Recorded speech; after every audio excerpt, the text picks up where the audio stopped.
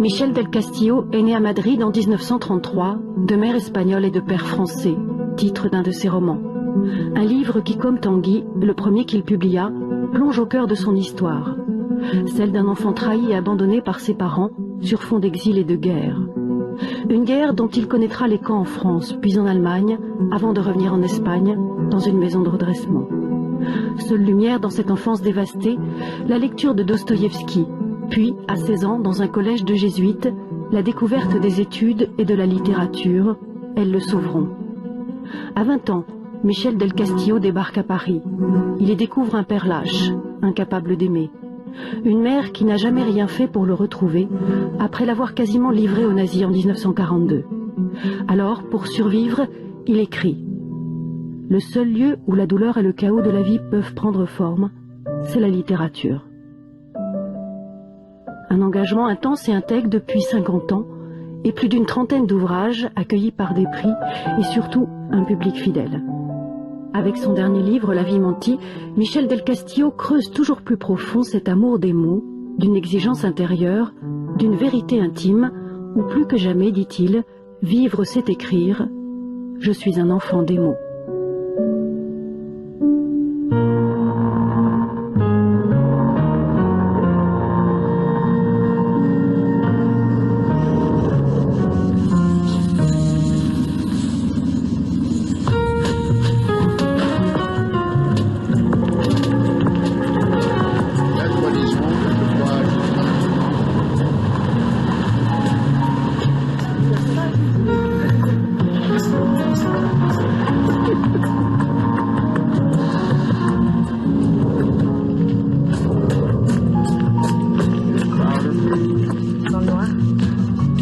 Michel del Castillo, bonsoir.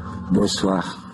Alors en apparence, La vie mentie, votre dernier livre, c'est le moins biographique de tous. Pourtant, ce qui anime son personnage principal, cette volonté, et là je vous cite, de se dépouiller des mensonges qui recouvrent sa peau, est-ce que ce n'est pas votre exigence à la fois d'homme et d'écrivain ? Oui, je crois, c'est un peu, enfin si vous voulez, c'est pas facile à expliquer, mais c'est pas seulement des mensonges. Il y a des mensonges qu'on dit, hein, dire le contraire de la vérité.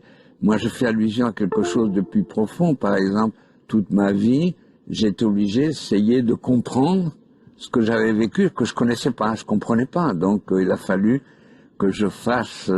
Si vous voulez, c'est assez étrange pour moi parce que ce lieu est presque métaphorique du travail que j'ai fait toute ma vie, qui a été d'avancer dans le noir avec des petites truées de lumière, si vous voulez, pour essayer de comprendre. Donc c'est une vie recomposée, à un sens, si vous voulez, même inventée. Justement, est-ce que à ces trahisons de votre enfance, à ces mensonges, si on peut dire, est-ce que vous avez opposé la sincérité de l'écriture ? Je crois que l'écriture, l'art en général, la musique, la peinture, je crois que l'art en général, quand il est réellement habité, où il est vrai, où il n'est pas, il n'existe pas. Si vous voulez, une peinture, un tableau de Van Gogh, on ne se pose pas la question de savoir s'il y a eu ou non exigence de la vérité. Le tableau, c'est la vérité. Le livre, c'est la vérité quand c'est un écrivain qui le produit, parce que il est tout entier là, hein. Son corps, sa tête, son cœur, tout. Donc, si vous voulez, bien sûr, moi j'étais obligé de me projeter dedans entièrement. Le déclencheur, c'est quand même plus ou moins toujours à la base une forme de souffrance ? Écoutez, le déclencheur, c'est difficile à dire parce que j'ai commencé très très tôt, hein, tout petit, et ça a été la mort et la guerre, hein. J'avais donc 3 ans quand la guerre civile a éclaté, et vers 4-5 ans, ma mère sortait le soir à la radio pour faire des discours à la radio de Madrid, et elle m'avait cousu des petits drapeaux tricolores partout en me disant « Si jamais tu entends un grand silence, ça voudrait dire qu'ils sont entrés dans la ville, que j'aurais été fusillé, que j'aurais disparu, donc tu cours à l'ambassade de France. On m'avait montré le chemin et tu seras rapatrié. » Et il y avait ce bombardement incessant, si vous voulez, Madrid était assiégé, c'était jour et nuit, Et petit, j'étais terrorisé par les bombardements, mais vraiment une terreur panique, si vous voulez.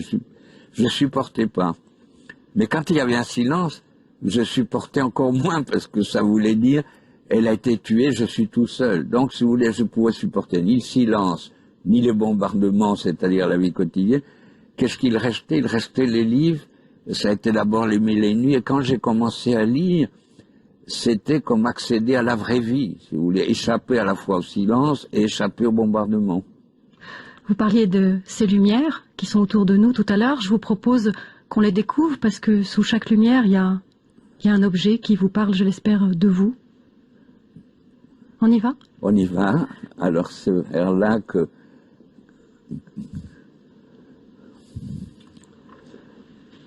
Oh, ben, évidemment, c'est... je dirais que c'est l'objet par excellence, hein, parce que c'est le livre d'abord, et puis c'est un dictionnaire de langue espagnole que j'ai d'ailleurs chez moi, et dans la même collection, parmi les innombrables dictionnaires espagnols que j'ai, il y a celui-là, donc je reconnais même la couverture, etc.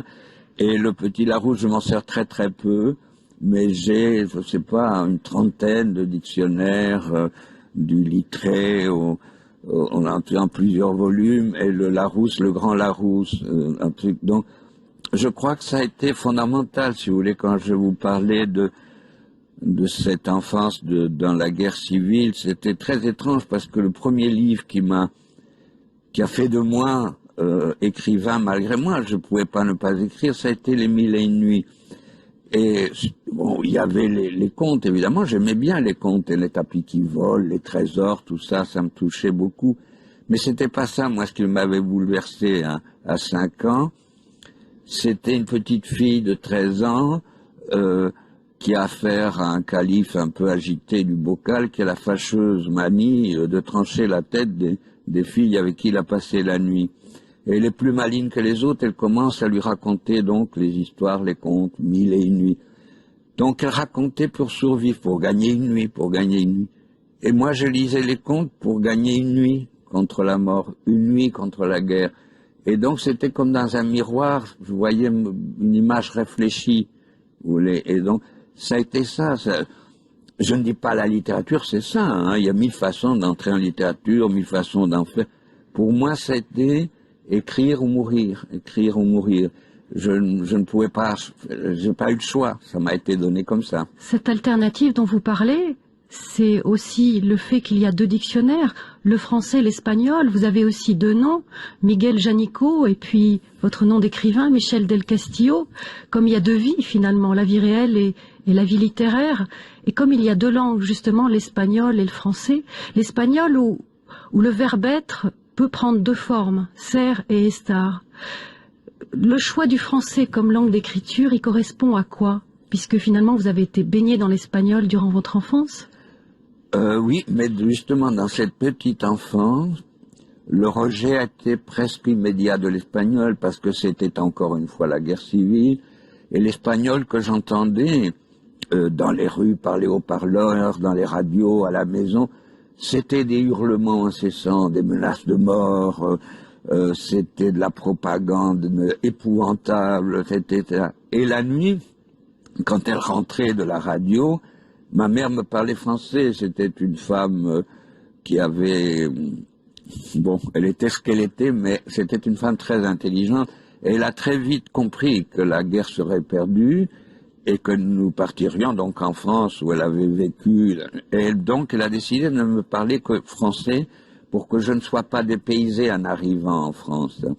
Et donc j'avais effectivement 2 langues, mais une langue de guerre que je ne supportais pas, et puis une langue nocturne qui était la langue de l'amour, de la tendresse, des câlins, complètement aléatoire et illusoire. Mais ça, je pouvais pas le savoir, j'étais trop petit. Mais donc le français était d'emblée la langue refuge, si vous voulez. Pourtant, le premier brouillon de Tanguy, il a été rédigé en espagnol? Absolument, absolument. À Huesca, je l'ai retrouvé très très tard. Je ne le connaissais même pas. C'était à Saint-Maur qu'un vieux prêtre que j'avais connu. Sa sœur m'a renvoyé l'ensemble de papiers, des photos, dont ce premier jet de Tanguy en espagnol, effectivement. Non, et l'espagnol et l'Espagne m'ont beaucoup marqué. Si vous voulez, ce refus venait du refus de la guerre. Plus tard, je découvrirai ce que c'est que l'espagnol et bon, il restera pour moi Lorca, Unamuno, Machado, bon, tout ce qui a fait la poésie et la grandeur de la langue espagnole. Donc, si vous voulez, simplement, je suis né à un mauvais moment avec la langue. Tanguy, votre premier livre qui a été publié en 1957, quand vous l'avez tenu dans vos mains, est-ce qu'on peut dire que ça a été presque votre première trace d'identité ? Oui, absolument. Et puis ça a été aussi une sorte de... J'étais un peu assommé, un petit peu perdu parce que encore maintenant, aujourd'hui, hein, jusqu'à dans ma vieillesse, toute ma vie, si vous voulez, pour être franc, moi j'ai le sentiment d'être un survivant, un ressuscité. Normalement, j'aurais dû être mort à 9 ans, et bon, depuis, j'ai survécu.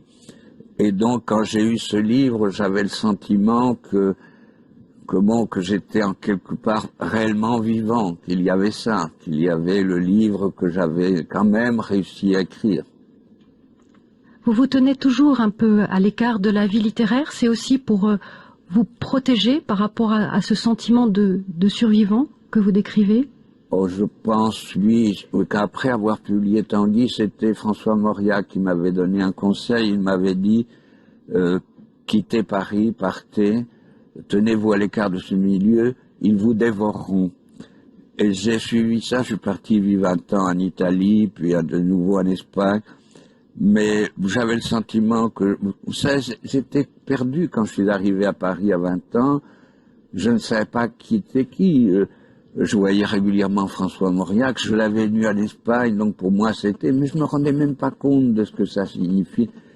J'ai vraiment vécu un peu comme quelqu'un qui l'a donné de gros coups de marteau sur le crâne et qui a du mal même à comprendre. Donc je vivais.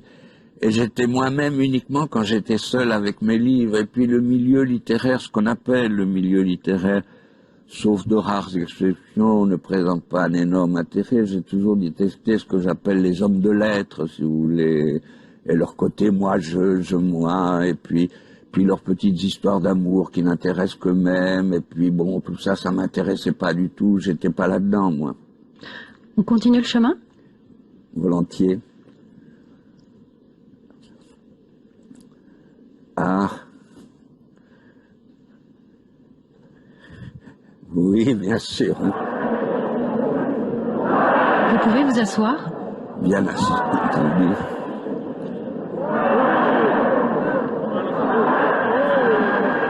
Vous le reconnaissez, j'imagine, Manoletti. Oh oui, parce que je l'ai vu une dizaine de fois à mon retour d'Allemagne dans les années 45, 46, et il est mort à ce moment-là, était tué à ce moment-là, et c'était quelque chose de... Pas savoir ce que ça a été en Espagne que sa mort. Alors je suis en même temps très gêné, si vous voulez, de voir ça, parce que on est entré dans une phase, surtout en France, de véritable hystérie anti-corrida, c'est l'horreur, sans que les gens se rendent compte que si ça s'est produit en Espagne, la corrida, c'est aussi des siècles, elle telle que vous la voyez, c'est au XVIIe siècle seulement qu'elle commence, et au XVIIIe, à l'époque de Goya. Et elle a lieu sur une place, la place à Maillot, qui était donc des places rondes auxquelles on mettait le qui est exactement la même place où l'on brûlait, où l'Inquisition brûlait les hérétiques. Et c'était le même jour où avaient lieu les condamnations du tribunal suprême de l'Inquisition, comme si l'Espagne avait exorcisé la mort. Lorca dit une très belle phrase, il dit « L'Espagne est le seul pays qui ait fait de l'art avec la mort ». C'est ça, c'est la corrida. Puis ce personnage, si vous voulez, il n'était pas très gai, il était très austère, il avait